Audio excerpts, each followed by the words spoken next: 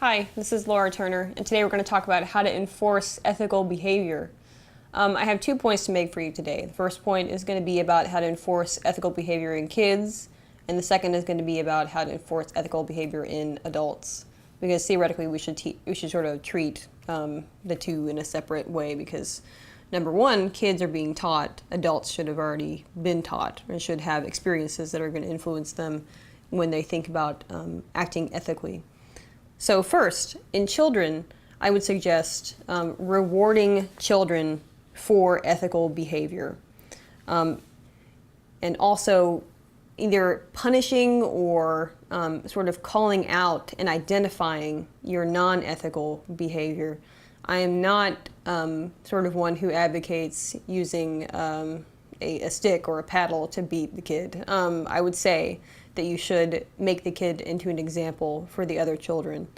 But the most important thing is to reward that ethical behavior. To say, you know, Johnny turned in his classmate for cheating, you know, something like that. Or Johnny, Johnny did a good job with this and he should be rewarded. So sort of base it on you're going to get a reward for doing well rather than you're going to be punished for doing something bad.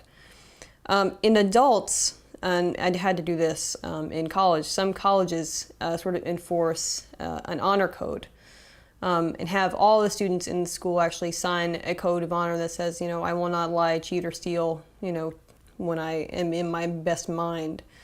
So you can almost say that adults should be accountable to themselves and that you should ask them to be accountable to themselves so that others will be honest with them. So there's the idea of if you're an honest person, others will be honest.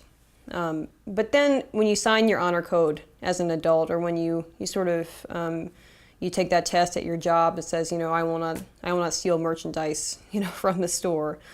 When you do that, you also have the obligation to turn in people that are doing unethical things.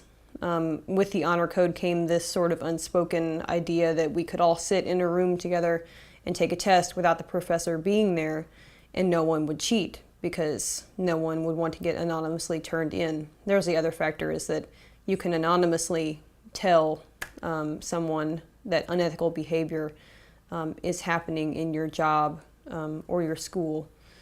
So that's my advice for enforcing ethical behavior.